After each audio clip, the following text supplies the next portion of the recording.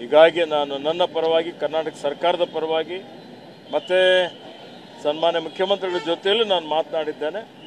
ಅಜ್ಜಿಯವರ ಅಂತ್ಯಕ್ರಿಯೆ ಸಕಲ ಸರ್ಕಾರಿ ಗೌರವಗಳೊಂದಿಗೆ ಮಾಡಲಿಕ್ಕೆ ಮಾನ್ಯ ಮುಖ್ಯಮಂತ್ರಿಗಳು ಈಗಾಗಲೇ ಸೂಚನೆಯನ್ನು ಕೊಟ್ಟಿದ್ದಾರೆ.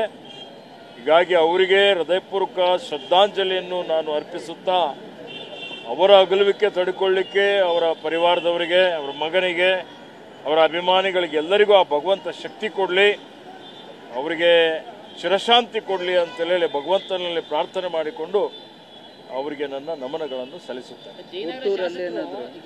ಬೆಂಗಳೂರಲ್ಲೇ ಸ್ಮಾರಕ ಮಾಡಬೇಕು ಅಂತ ಹೇಳಿ ಅಂತ ಕೂಡ ಹೇಳ್ತಾ ಇದ್ರು. ಅದ್ರ ಬಗ್ಗೆ ಏನಾದರೂ ಅಂತಿಮ ಆಗಿದೆ ನೋಡಿ, ಅವರ ಪರಿವಾರದವ್ರ ಜೊತೆಯಲ್ಲಿ, ಅವರ ಮಗನ ಜೊತೆಯಲ್ಲಿ ಮತ್ತು ಇವತ್ತು ಸರ್ಕಾರ ಜೊತೆಯಲ್ಲಿ ಮಾತನಾಡಿ ಅಂತಿಮ ತೀರ್ಮಾನ ಮಾಡ್ತಾರೆ. ಸರ್, ಅಂತ್ಯ ಸಂಸ್ಕಾರ ಇನ್ನೂ ಅಂತ್ಯ ಸಂಸ್ಕಾರ ಎಲ್ಲಿ ಮಾಡೋದು ಅನ್ನುವಂಥದ್ದು ಇನ್ನೂ ತೀರ್ಮಾನ ಆಗಿಲ್ಲ.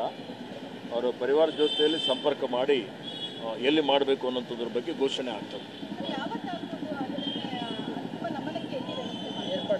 ನೋಡಿ, ನಾಳೆ ಬೆಳಗ್ಗೆ ಮಾಡಬೇಕು ಅನ್ನುವಂಥದ್ದು ಅವರ ಮಗನ ಅವರು ಹೇಳಿದ್ದಾರೆ.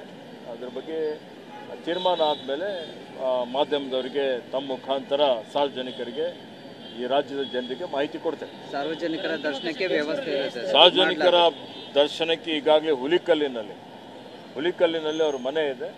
ನಾನು ಅರಣ್ಯ ಇಲಾಖೆ ಅಧಿಕಾರಿಗಳಿಗೆ ಸೂಚನೆ ಕೊಟ್ಟಿದ್ದೇನೆ.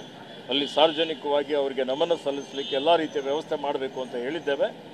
ಅಲ್ಲಿ ವ್ಯವಸ್ಥೆ ಆಗ್ತಾ ಇದೆ. ಇಲ್ಲಿ ಬೆಂಗಳೂರಲ್ಲಿ ಏನು ಇರೋದಿಲ್ಲ ಸರ್. ನೋಡಿ, ಈಗ ಅದೆಲ್ಲ ಈಗಲೇ ಅವರೆಲ್ಲ ಇನ್ನೂ ದುಃಖದಲ್ಲಿದ್ದಾರೆ. ಅವ್ರ ಜೊತೆಲೆಲ್ಲ ಚರ್ಚೆ ಮಾಡಿ ಇವತ್ತು ಸಾರ್ವಜನಿಕರಿಗೆ ಮಾಹಿತಿಯನ್ನು ಕೊಡ್ತೇವೆ. Okay sir, thank you sir.